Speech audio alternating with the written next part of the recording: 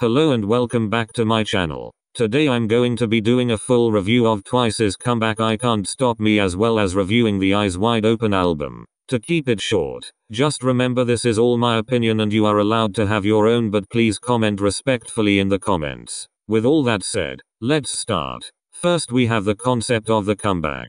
I'm personally loving this retro trend. Most if not all songs in the trend are bops and I Can't Stop Me was no exception. The concept of the song and the general style of the stages and the comeback were perfection and I thought it was nice to hop on the trend. Next is the choreography.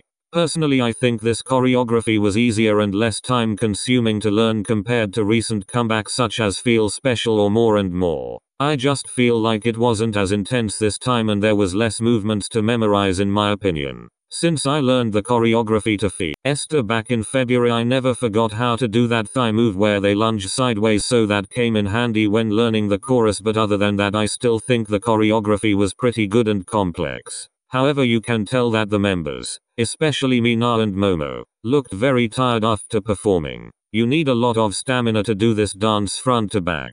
Overall a pretty decent dance and nothing too bad. Next is the styling and outfits.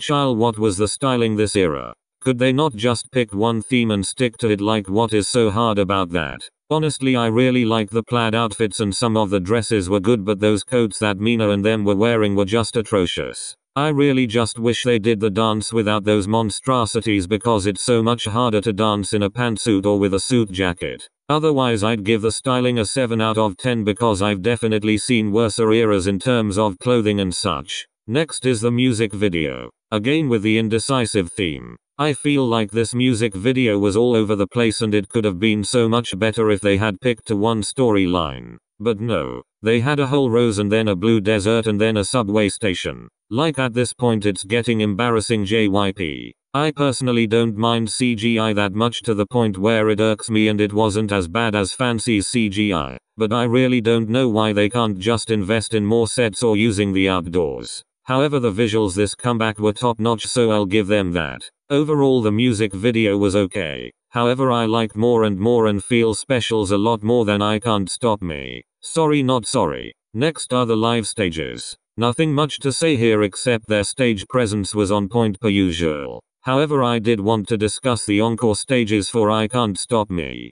Y'all will just never give Twice a break. Like, what did they ever do to you besides feed you bop after bop?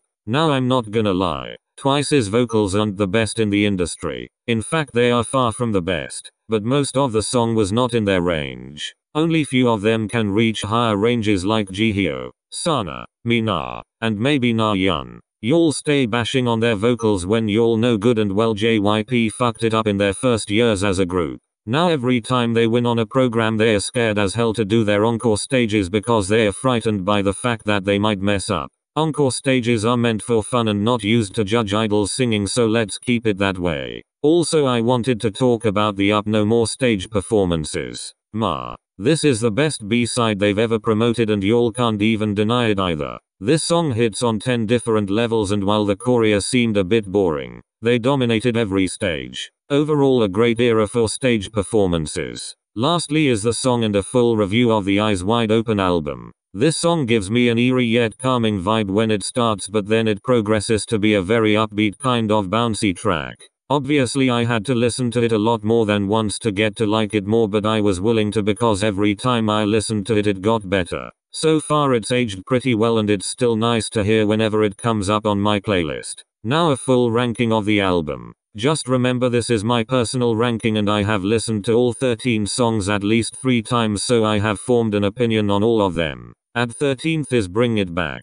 This song is so odd. It just has a weird chorus and I just don't enjoy it that much. It kind of reminded me of Deja Vu from the What Is Love album. Next at 12th is Shot Clock. To me, this song was just way too noisy for my liking and reminded me of Touchdown. At 11th is Go Hard. I don't hate this song in its entirety. I just think the empty chorus threw me off so much and it sounded like it was from a Western song. Next at 10th is Do What We Like. Again, I don't hate this song. It's just the chorus that I found really basic and empty. It's a very nice song with a good meaning though. It kinda reminds me of Girls Like Us from the Fancy You album. At 9th we have Queen. I think this song is really nice and has a good positive meaning. I just think it sounds really odd in some parts and they don't fit well for me. Next at 8th is Hell in Heaven. This song is also decent but just like Queen. Some parts sound very odd, especially the chorus, but not as bad, and it's not a skip. Next at 7th is Believer. The empty chorus was alright, but I think it suits this song more since it's very deep house-like. A little generic but overall okay. Next at 6th is Say Something. I like this song and it gave me very retro, very 1980s vibes. It sounds like a very elegant song that one would sing at a wedding or a fancy restaurant. Next at 5th is Behind the Mask. At first I thought this song was boring, but as I continued listening to it I really started to appreciate the soft vocals and the meaning of the song. This song is definitely a nice song to vibe to and I'm glad it grew on me. Next at 4th is I Can't Stop Me. It's a good title track with nice retro beats and a very catchy chorus. I'm glad Momo got to rap and Jung Yun got the last chorus, but it's not as good as the ones above this one. Next at 3rd is Up No More. This song is very upbeat and I love listening to it. It's catchy and has good lyrics. Ji Hyo never disappoints. At 2nd is Depend on You. Na Yun stays writing bops, and while it had an empty chorus, the vocals were very much appreciated and Mina's English was delicious. Lastly at 1st is Handle It. This song reminded me so much of Goodbye by 21 and it gave me spooky yet elegant vibes. I love their vocals, and while it's a ballad and most people don't like these types of songs, I love them and I honestly prefer soft vocals than music with EDM and auto-tune. Such a good song and I will have this on repeat for the rest of my life. Overall I'm so glad they finally got a full album after 3 years. This album smacked, and while I wish they promoted more B-sides, they've been overworked so much recently, so I'm just thankful for a comeback. But anyways, thank you guys so much for watching this very late video. I tried my best to keep my opinions short but enough so you guys could understand. Please leave your opinions about the comeback below and I'll see you guys next time.